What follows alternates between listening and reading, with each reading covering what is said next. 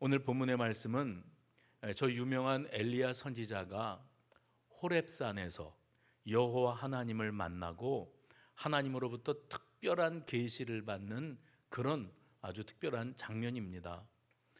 호렙산이 어떤 산입니까? 여러분이 성경을 보시면서 호렙산을 처음 들어보셨던 때가 어느 때냐면 모세가 애굽 생활 40년을 마치고 살인자 도망자가 되어서 미디안 광야로 도망가서 장인 이드로의 양무리를 치던 목자의 세월을 40년 동안 보내게 됩니다. 나이 80이 되었을 때 여호와 하나님께서 떨기나무 불꽃 가운데에서 모세를 부르셨지 않습니까?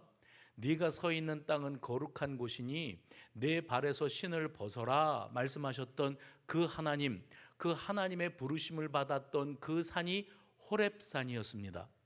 또 한 가지 여러분이 호렙산을 어디에서 기억하실 수 있는가 하면 이스라엘 백성들이 출애굽을 한 이후에 홍해바다를 건너고 30일을 지난 이후에 시내 광야에 당도하게 됩니다.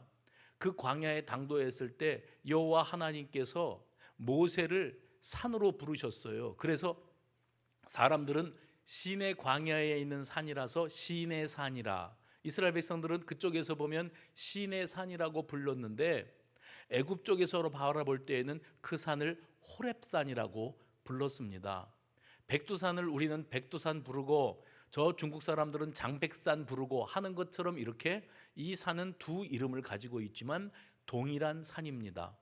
그런데 오늘 그 유명한 호렙산, 모세가 하나님으로부터 이스라엘 백성들이 이제부터 지켜야 될 계명과 규례를 받았던 그 유명한 산 호렙산에 누가 와 있는가 하면 엘리야 선지자가 와 있습니다.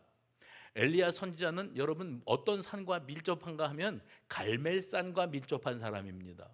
갈멜산 상에서 여호와 하나님의 불로 응답하시는 역사를 통해서 하나님만이 살아계시는 하나님, 살아계신 신이시다 하는 것을 만천하에 드러냈던 그런 엘리야입니다. 그가 어떻게 호렙산까지 와가지고 하나님과의 특별한 만남을 갖게 되었는가 하는 것이 오늘 우리가 한번 생각해 볼 필요가 있는 상황이라고 말씀드릴 수 있습니다. 알고 계시는 것처럼 엘리야는 당시에 북이스라엘을 향하여 사역했던 선지자였는데 북이스라엘의 왕은 아합 왕이었고 아합 왕은 이방 땅에서 이세벨이라고 하는 아주 간악하고 또 악질적인 여인 이세벨을 자기 아내로 맞아들였습니다.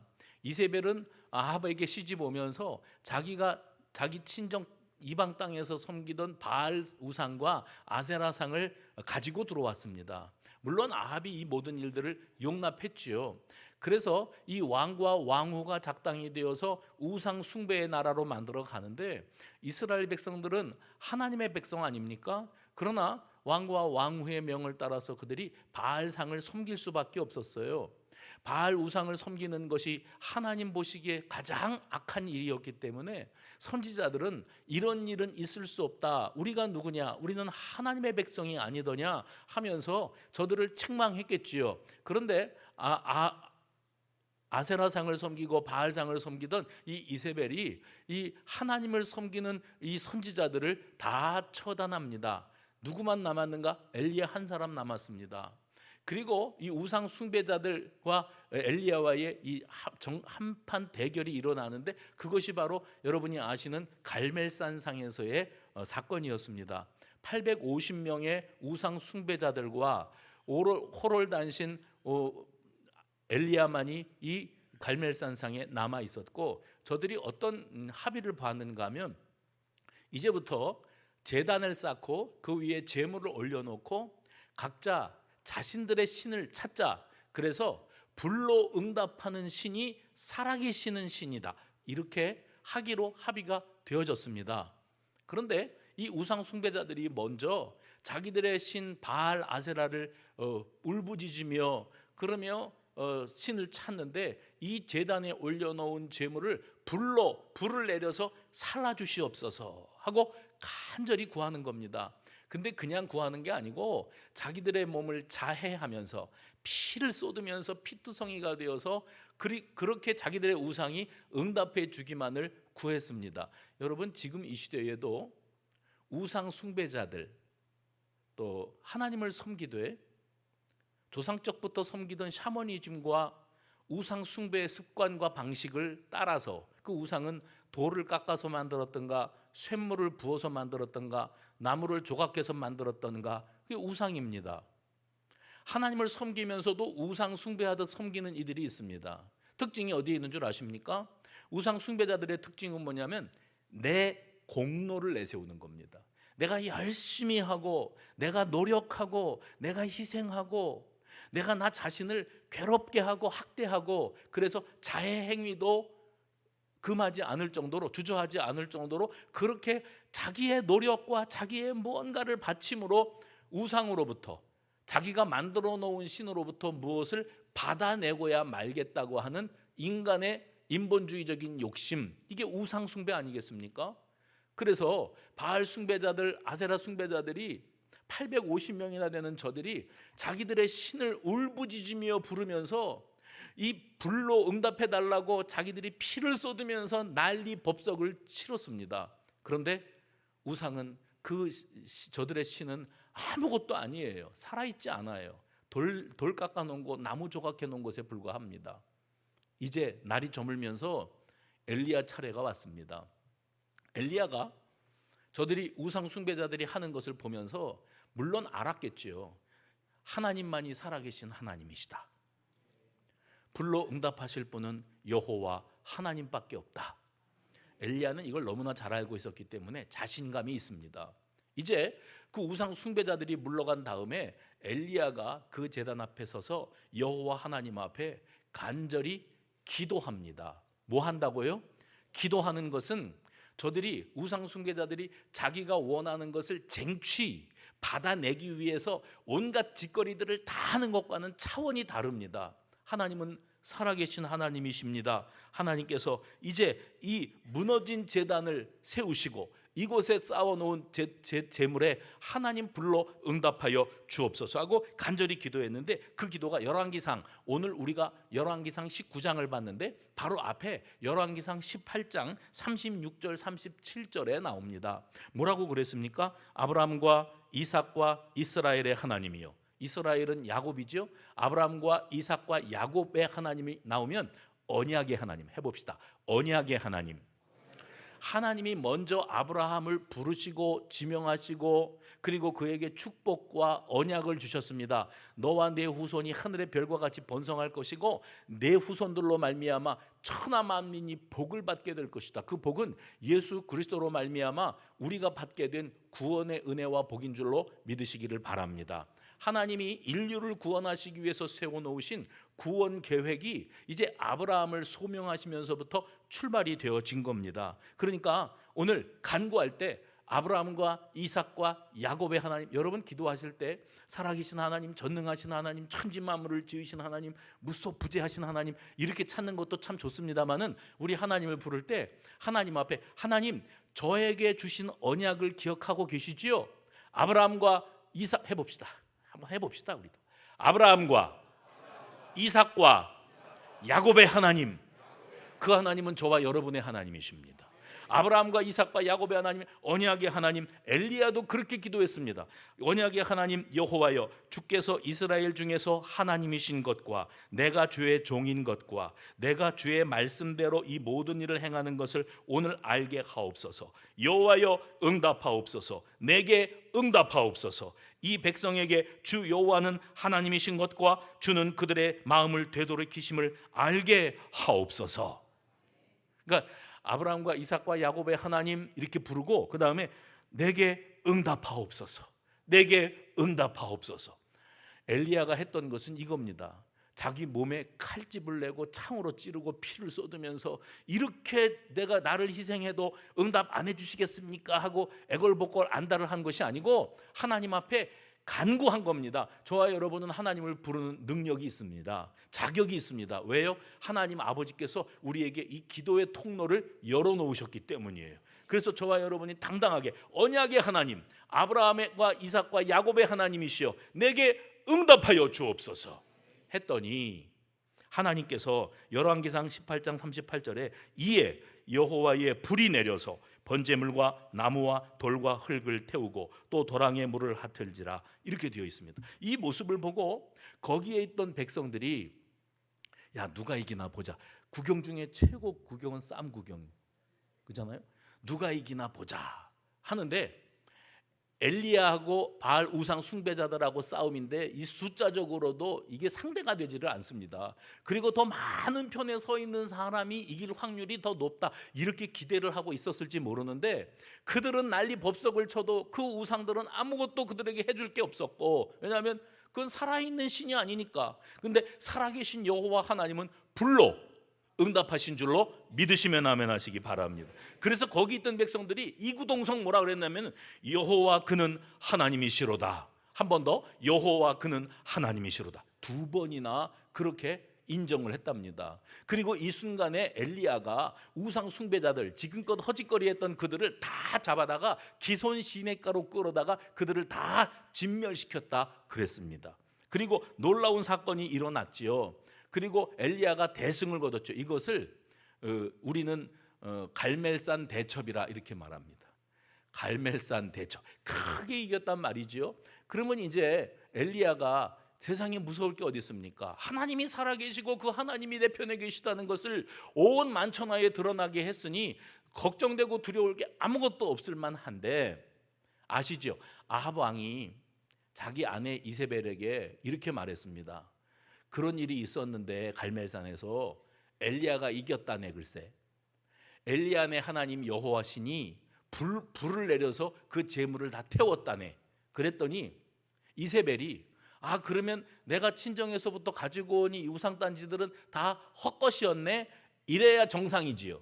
이세벨이 자존심이 상하고 기분이 나쁘고 우상 숭배자들이 진멸을 당했다는 소리를 듣고 뭐라 그랬는가 하면 내가 이 엘리야를 가만 놔두지 않겠다. 내가 이 엘리야를 가만 놔두면 내게 화가 임할 것이다. 내가 반드시 너를 죽여버리고 말겠다. 이렇게 호언장담했습니다. 왕 후의 공언이 엘리야의 귀에 들어왔을 때 저는 생각하기를 왕후 아니라 왕후 할아버지가 달려들어 봐도 우리 하나님이 살아계시는 것을 너희들이 보지 않았냐. 나도 아무것도 두려울 것이 없다. 이렇게 나와야 정상인데 엘리야가요 뜻밖에도 걸음아 나살려라 도망을 칩니다. 두려움에 휩싸이게 됩니다. 이 장면이 참 이해가 안 가는데 오늘 말씀을 여러분 주무시지 않고 잘 들으면 중간에 후반부에 왜 엘리야가 그때 그 상황에서 기가 팍 꺾여가지고 도망을 갈 수밖에 없었는가의 이유를 생각해 볼 수가 있습니다. 근데 엘리야가 지금 있었던 곳이 이스라엘이라고 하는 땅이었는데 그가 브엘세바까지 도망을 치게 됩니다. 이스라엘에서 브엘세바까지의 거리가 160km 정도의 거리인데 걸음아 나살려라 도망을 갑니다. 이때 당시가 어느 때인가 하면 북이스라엘과 남유다가 분열 왕조 시대를 지나고 있었던 때예요. 북이스라엘의 왕은 아합 왕이라고 말씀드렸죠. 남유다의 왕은 여호사밧 왕이었습니다. 그런데 엘리야가 그 살해 위협을 당하면서 한 걸음에 도망한 곳이 어디냐면 남유다 땅이었습니다. 더 이상 이세벨의 손길이 닿지 않을 수 있는 안전한 곳으로 피신한 것이 바로 브엘세바였습니다. 브엘세바에 도착한 엘리야가 자기가 데리고 가던 사환 종을 그 브엘세바에다가 두고 하룻길을 더 광야로 들어가서 거기 로뎀나무 아래에 앉아서 여호와 하나님 앞에 기도하는데 뭐라고 간구했는가 하면 나를 죽여주시옵소서 그럽니다. 19장 4절 말씀 보시면 여호와여 넉넉하오니 지금 내 생명을 거두시옵소서 나는 내 조상들보다 낫지 못하나이다 이렇게 기도하고 그가 탈진되어서 깊은 잠에 빠지고 말았습니다. 그때에 천사가 나타나서 그를 어루만지며 이렇게 말합니다. 일어나서 먹어라. 눈을 떠보니까 숯불에 구운 고기하고 한 병에 물이 있었다 그랬습니다. 그래서 허겁지겁 고기 먹고 물을 마시고 그리고 또 잠이 들었습니다. 그런데 천사가 또 다시 와서 어루만지면서 이렇게 말합니다. 일어나 먹으라. 내가 갈 길을 다 가지 못할까 하노라 하였더라. 내가 갈 길을 다 가지 못할까 하노라. 네가 반드시 가야 될 곳이 있다. 지금 저는 엘리야가 어떻게 호렙산에 있는지, 갈멜산에 있었던 엘리야가 어떻게 호렙산에 와서 하나님의 특별한 계시를 받게 되었는지를 말씀드리고 있습니다. 그런데 천사가 엘리야에게 두 번째 나타나서 그에게 먹을 것을 공급하고 그를 위로하며 어루만지면서 네가 가야 할 길을 다 가지 못할까 하노라. 너는 반드시 가야 될 곳이 있다. 너는 그곳까지 가야만 거기서 하나님의 생생한 음성과 예언의 말씀을 들을 수가 있다. 그래서 엘리야가 영문도 모르죠. 그냥 일어나서 먹고 그리고 하나님이 지시하는 곳으로 가라고 하시니까 그 음식의 힘을 의지해서 일어나서 자그마치 40주야 40일 동안 밤낮 없이 달려가서 하나님의 산 호렙에 이르렀더라, 이겁니다.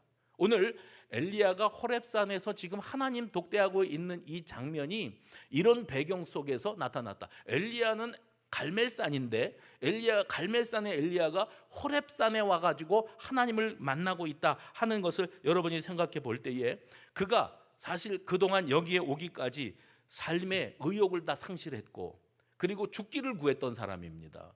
사람이 먹을 양식이 육신 가운데 공급되면 그 에너지를 가지고 다시 일어날 수 있겠죠. 그런데 정말 중요한 것은 먹을 양식을 공급받고 에너지가 있어서 더 먼 곳으로 다른 박질에 갈 수 있는 체력은 주어졌는지 모르겠는데 문제는 이 나무 밑에서 하나님 앞에 나를 죽여 주옵소서, 내 목숨을 거두어 주옵소서 할 때의 그 엘리야의 그 낙심된 마음, 의욕 상실된 마음, 지치고 지쳐 있는 마음은 먹는 양식으로 힘이 넘친다고 그 마음마저도 다시 일어날 수는 없었습니다. 마음이 탁 가라앉아 있는 상태로 40주 40야를 호렙산까지 그가 달려와 있는 겁니다. 그리고 그는 그 호렙산에서 한 동굴에 숨어들었다. 9절 말씀입니다. 한 동굴에 숨어들었다 했습니다. 거기서 하나님께서 엘리야에게 말씀하십니다. 뭐라고 말씀하시는가 하면 엘리야야, 내가 어찌하여 여기 있느냐. 이상하지 않습니까? 하나님이 데려다 놓으시고는 네가 가야 할 길을 다 가지 못할까 하노라 하고 말씀하실 정도로 하나님이 목적하신 것이 있어서 엘리야를 데려다 놓으시고는 네가 어찌하여 여기 있느냐. 그러면 저 같으면 그랬겠어요. 하나님이 데려다 오셨잖아요. 그럴 것 같아요. 그런데 여러분 가만히 보시면 이 어찌하여 여기 있느냐는 하나님의 책망입니다. 그를 향한 하나님의 책망입니다. 호렙산의 엘리야는 어디 갔느냐? 갈멜산의 엘리야는 어디 갔느냐? 그 엘리야가 어쩌자고 기운이 쭉 빠져서 의욕 상실해서 탈진이 되어서 이 호렙산에 와 있단 말이냐 하시는 거예요.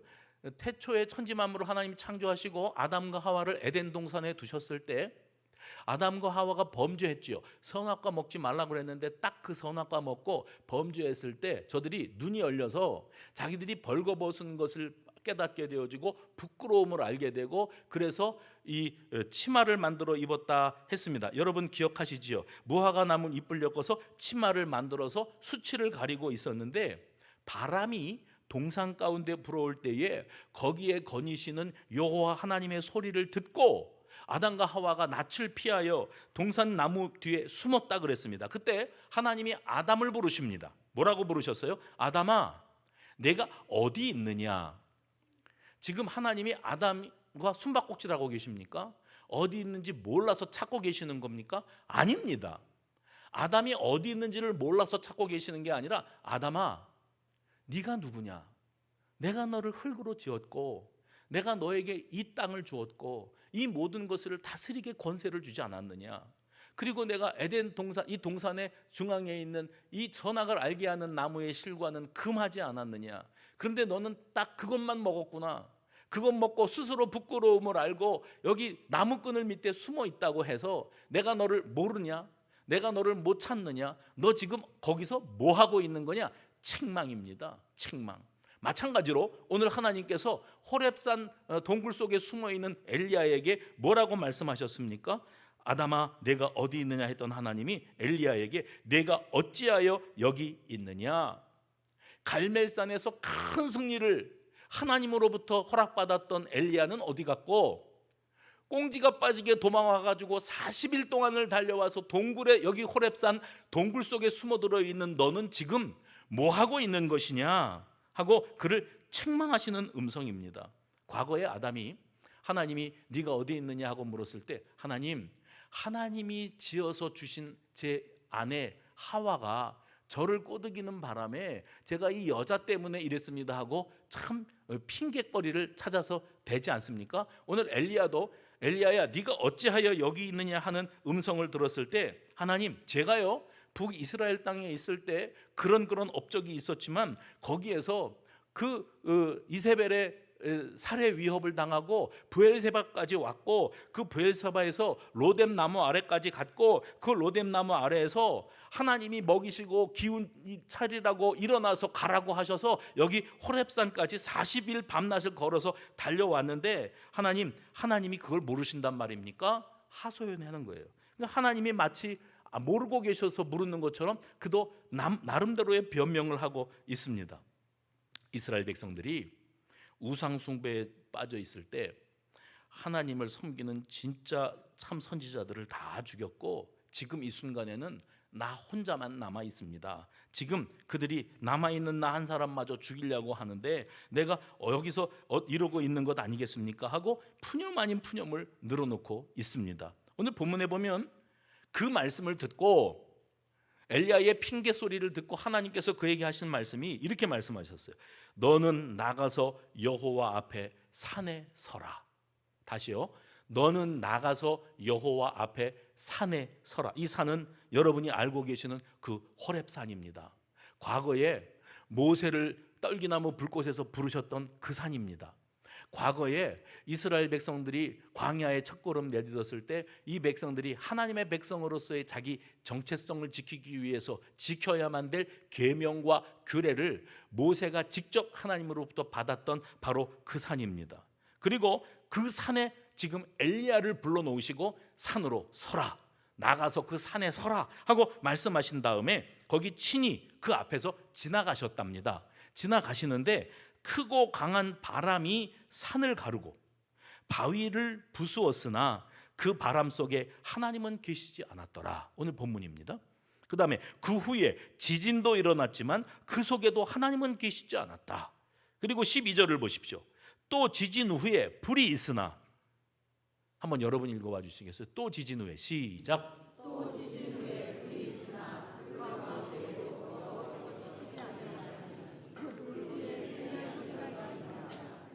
바람이 불고 지진이 일어나고 불이 내렸습니다. 불이 있었습니다.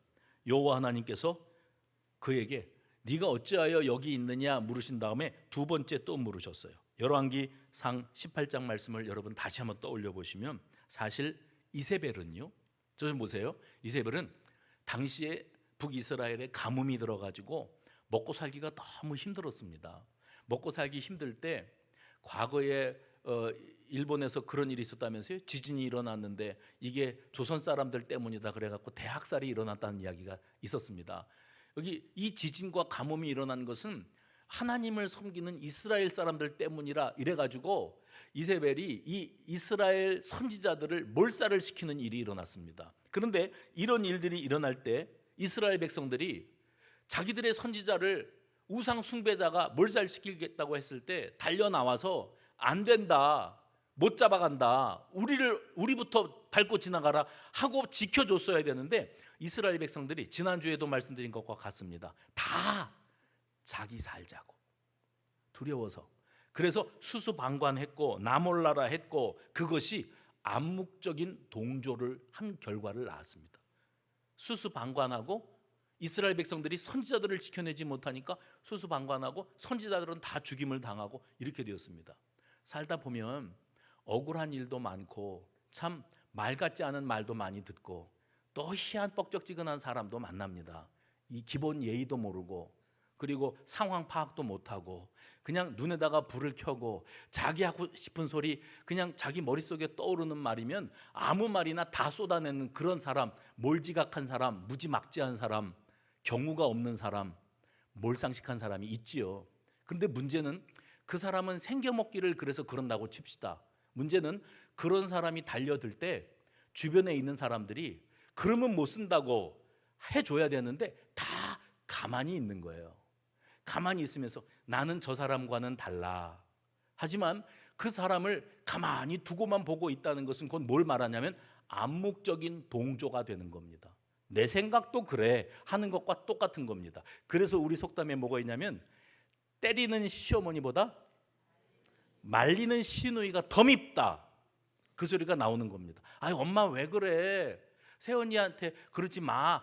해주면 그게 참 고마울 것 같은데 그게 네가 지금 진심으로 그러는 거냐, 나를 더 골탕 먹이고 빈정거리느라고 그러는 거냐, 그거를 낳는 며느리가 안다는 거예요.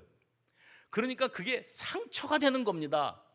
인생을 살면서 기가 막히고 억울하고 분한 상처를 많이 받는데 세상에 되먹지 않은 사람 때문에 받는 상처보다 더 큰 게 뭔지 아세요? 주변 사람들이 가만히 보고만 있는 거예요. 그 사람들이 어쩌면 더 못된 사람들일 수도 있는 겁니다.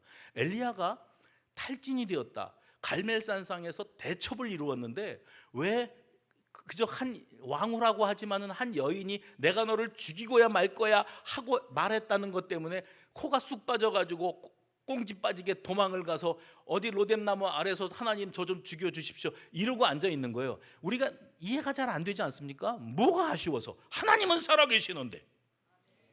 아멘 소리를 22명만 할 줄은 상상도 못했어요. 하나님은 살아계시는데 이랬어야 하는데 엘리야가 왜 그랬을까? 엘리야가 왜 그랬을까? 거기서 뭐가 아쉬웠을까? 왜 자기 목숨 하나 살자고 그랬을까? 자기 목숨 하나 살자고 그러는 게 아니고 지금 이 돌아가는 정황에서 이스라엘 백성들이 엘리야가 살아계신 하나님이 우리 편이다, 하나님은 살아계시다 자기들 입으로 고백하면서도 엘리야를 편들어 줄 사람이 아무도 없어요. 결국은 대세가 어디로 흘러가느냐, 이 세상이 지금 어느 쪽으로 흘러가고 있느냐 하는 쪽으로 사람들의 민심이 돌아가는 겁니다. 그러니까 하나님의 종으로서 사역하는 엘리야가 대단히 어떤 마음을 품었는가 하면 이 백성들을 향하여 실망하는 겁니다. 나는 소망이 없다. 나 혼자 뭘 어떻게 해보겠다고 발버둥을 친들 이 세상이 뭐가 달라지겠는가 싶은 생각이 들었을 때 하나님 차라리 빨리 저를 데려가 주십시오. 이 결론에 이를 수밖에 없었던 겁니다.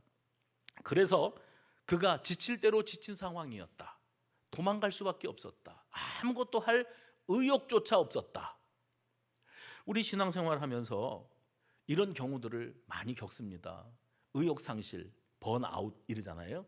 의욕상실, 뭘 해보고자 하는 사람 만나기도 싫고 밖에 나가기도 싫고 남들이 다 웃고 있는데 니들은 뭐가 좋아서 그렇게 웃냐, 웃음도 안 나오고 그런 경우 있잖아요. 어제 얼굴 좀 봅시다. 그런 분들 계십니까? 여호와 하나님 앞에서 나는 하나님 지쳤어요. 더 이상 하나님 나보고 뭘 어떻게 해보라고 말씀하지 마세요. 하나님이 떡과 숯불에 구운 수원 갈비와 맛있는 물을 주신다고 그래도 내가 먹기는 먹겠사오나 그것 먹어가지고 내가 어디로 달려갈 수 있는 40주 40야를 달려갈 수 있는 육신적인 힘은 날지 몰라도 마음은 이미 팍 가라앉았습니다. 의욕 상실입니다. 난 아무것도 하기 싫어요. 이 소리가 나올 수밖에 없었던 이유가 바로 그겁니다. 이스라엘 백성들이 엘리야를 버리는 겁니다. 그때에 하나님께서 2번에 걸쳐서 뭐라고 말씀하셨지요? 엘리야야 내가 어찌하여 여기 있느냐, 엘리야야 내가 어찌하여 여기 있느냐. 9절과 13절입니다. 그 책망의 말씀에 엘리야는 뭐라고 대답하는가 하면 이스라엘 자손이 언약을 저버리고 주의 제단을 헐며 칼로 주의 선지자들을 죽였기 때문이고 오직 나만 남았기 때문입니다. 그들이 내 생명마저 빼앗으려고 하기 때문입니다 라고 10절과 14절에 2번이나 말씀을 드렸습니다. 그 하소연을 들은 하나님께서 18절에 이렇게 확신을 주세요. 그러나 내가 이스라엘 가운데 7,000명을 남기리니 다 바알에게 무릎 꿇지 아니하고 다 바알에게 입 맞추지 아니한 자니라. 엘리야가 지금 힘이 하나도 없고 의욕 상실되어진 결정적인 이유가 뭐라고요? 나만 남았거늘이거든요. 나 혼자 발버둥을 친들 무슨 의미가 있겠나 싶은 생각에 기운이 하나도 없는데 하나님이 깨우쳐 주시기를 내가 아직 우상 숭배자 바알에게 무릎 꿇지 않고 절하지 아니한 7,000명의 사람을 남겨두었다. 이렇게 말씀을 하고 계십니다. 이 시대를 살아가는 그리스도인들이 느끼는 그 감정, 그것은 뭐 물질적인 것이 공급되고 뭐 옆에 친구들이 많고 나를 누군가가 격려하고 해준다고 해서 되어질 일이 아니고, 여호와 하나님께서 지칠 대로 지치고 이제는 포기하고 싶은 여러분들의 중심에 찾아와 주시고, 너는 혼자가 아니란다, 나 혼자만 남았거늘 하고 탄식하는 엘리야에게 하나님이 대놓고 너는 혼자가 아니야, 내가 너를 위하여 7,000명을 남겨두었어, 이렇게 말씀하실 때 엘리야의 그 팍 가라앉았던 낭망되었던 마음들이 다 다시 깨어나는 겁니다. 오늘 우리도 살면서 나 혼자만 이러고 있는 느낌, 영적인 전쟁에서 이미 패배한 것 같은 느낌, 예배 중심의 삶, 하나님의 말씀만을 붙들고 살아가는 삶, 구원의 감격과 구원의 확신을 가지고 흔들림 없이 앞만 향하여 전진하는 이 신앙, 말씀 중심, 예배 중심의 삶, 세상에 속하였지만 세상에 물들지 아니하고 세태의 흐름에 나를 내던지지 아니하고 오로지 하나님의 말씀과 복음을 붙들고 살고자 하는 내 삶이 때로는 고독한 거예요. 때로는 지치는 겁니다. 실망스러운 거예요. 나 혼자 이러고 산들 무슨 의미가 있겠나 싶을 때가 있습니다. 그때에 하나님께서 엘리야를 찾아와 책망하시듯 저와 여러분에게 물으십니다. 수성교회 아무개야, 네가 어찌하여 여기 있는 거냐? 다시 말하면 이겁니다. 네가 지금 왜 이러고 있는 거냐? 네가 누구냐? 너는 갈멜산의 엘리야가 아니더냐? 그런데 호렙산의 엘리야가 되어서 여기에 와서 동굴 속에 숨어들어서 지금 너 여기서 뭐하고 있는 거냐? 우리에게는 이렇게 말씀하십니다. 아무개야, 수성교회 다니는 누구야? 너는 믿기는 믿는 거냐?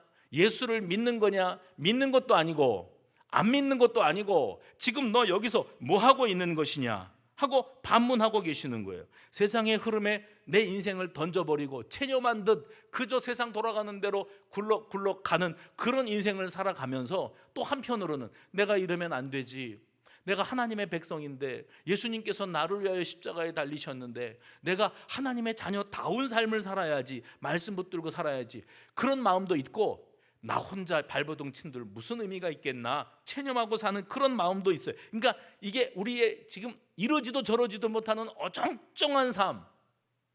하나님은 엘리야를 책망하시듯 우리를 향하여 말씀하시는 거예요. 너는 믿는 거냐? 그게 믿지 않는 거냐? 예수를 믿으려면 그게 지금 그렇게 하고 있어도 되는 거냐 하고 우리를 책망하고 계시는 겁니다. 그러면 우리도 하나님 앞에 엘리야처럼 드릴 말씀이 있겠죠. 하나님, 나만 진리를 수호하고 나만 말씀 따라 산다고 한들 뭐가 달라지겠습니까? 믿는다고 하는 다른 사람들도 다 그렇고 그렇게 삽니다.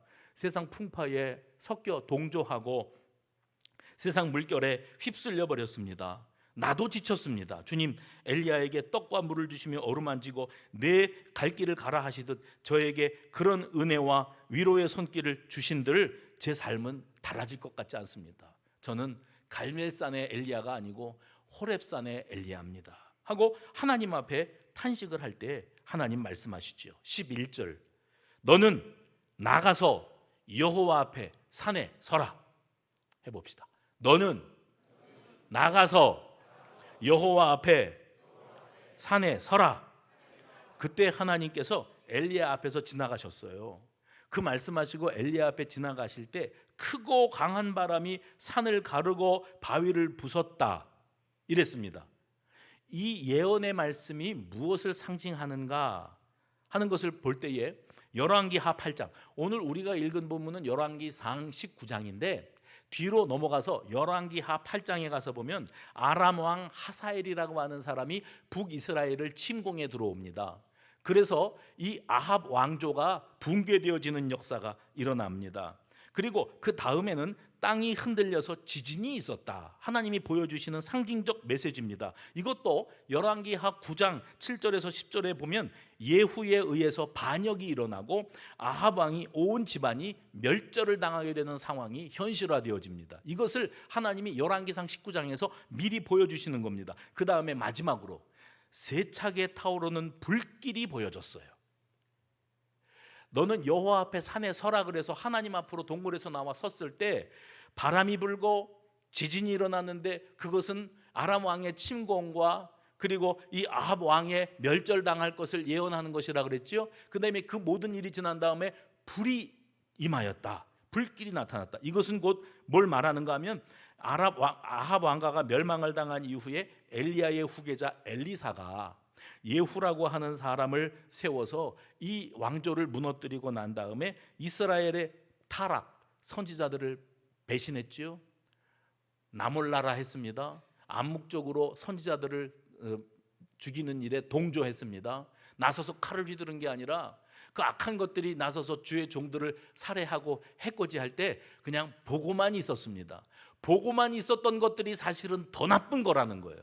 그들을 향하여 하나님께서 심판하실 것이다. 불순종한 자들, 하나님에게 등 돌린 자들에게 이런 일이 있을 것이다 하면서 바람과 지진과 불, 그리고 뭐라고 그랬는가 하면 그 불 후에 하나님께서 말씀을 들려주십니다. 오늘 타락하고 변질된 이스라엘 백성을 향하여 하나님께서 심판을 계획하고 계시고 이제 곧 열왕기 하에 일어나게 될 그들 앞에 닥치게 될 그 심판의 현실에 대해서 하나님이 상징적인 장면으로 바람과 지진과 불로 보여주시고 그 후에 뭐라고 되어 있냐면 12절 바람과 지진과 불 후에 세미한 소리가 있었다 그랬습니다.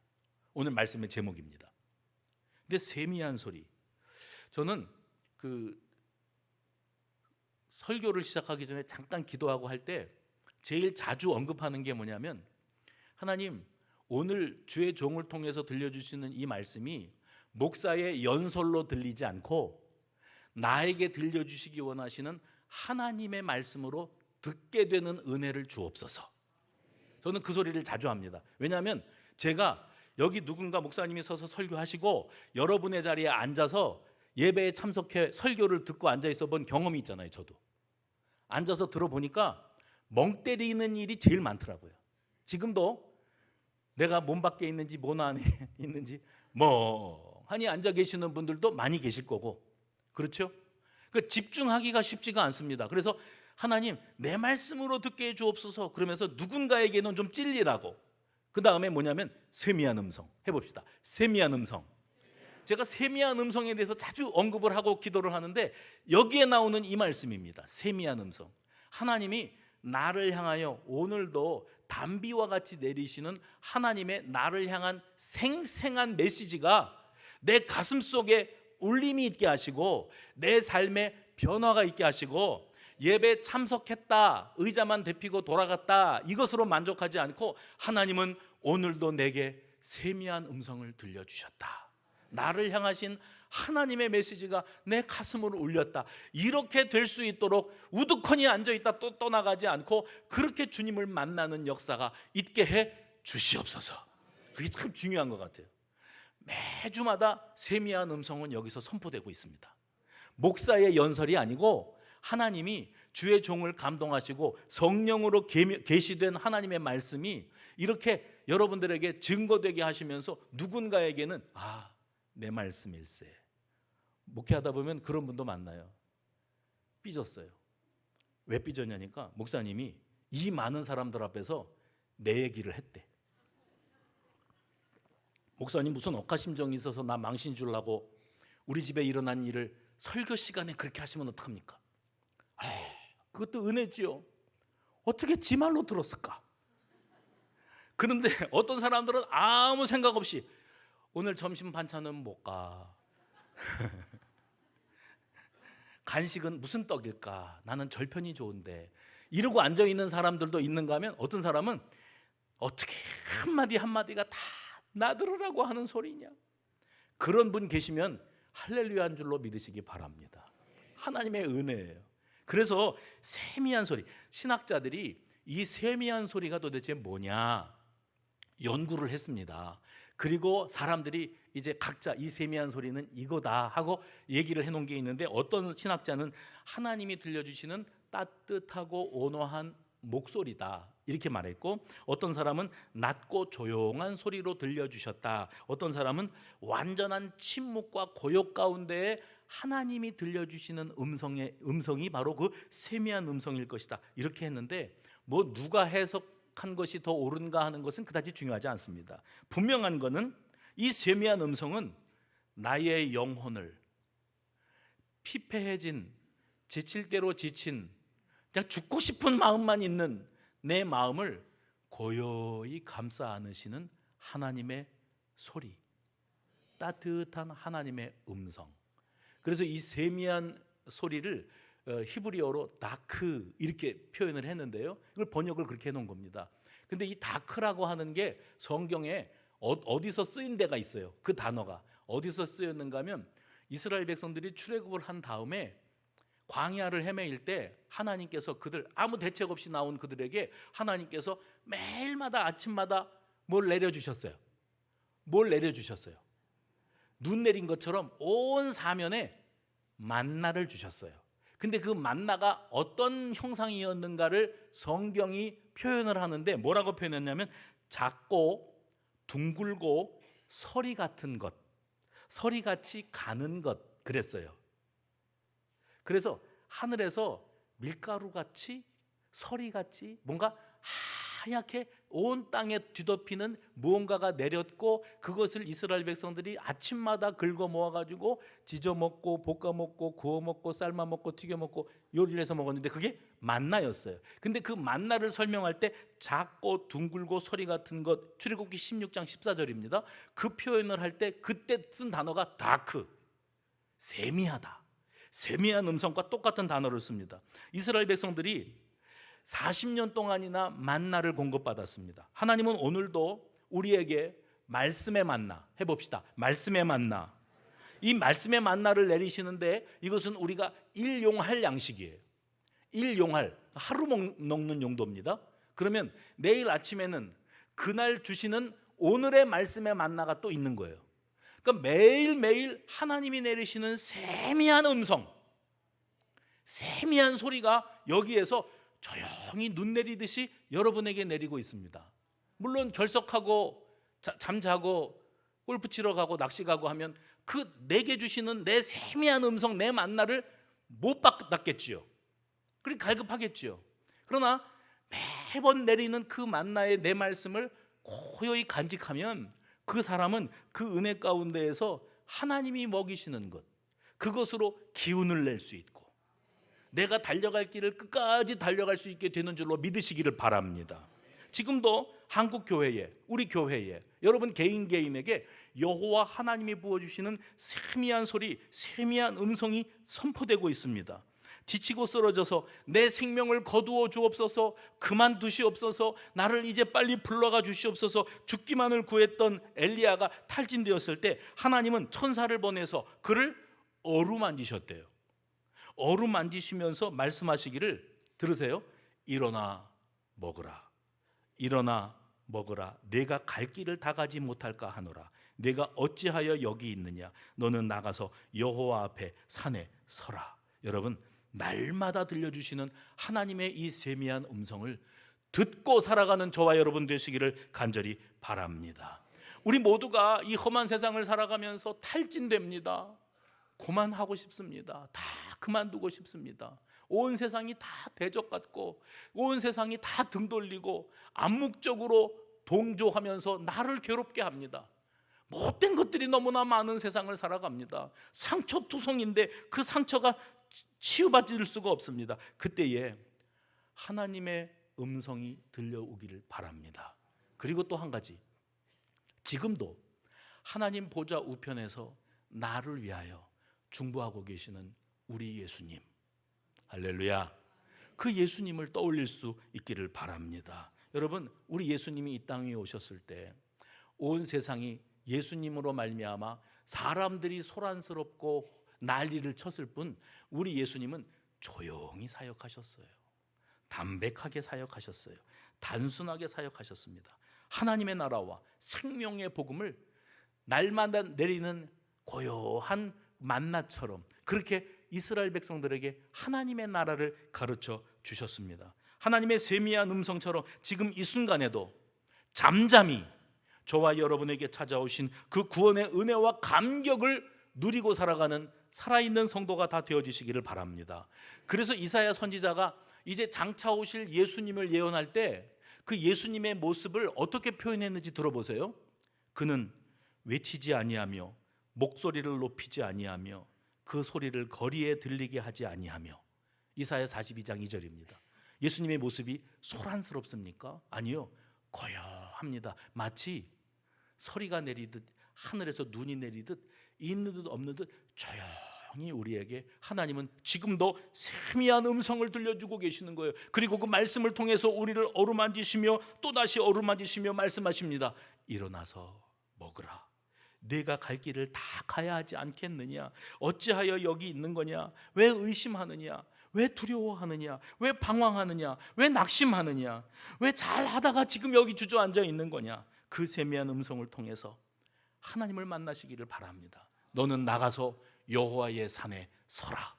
너는 나가서 여호와의 산에 서라.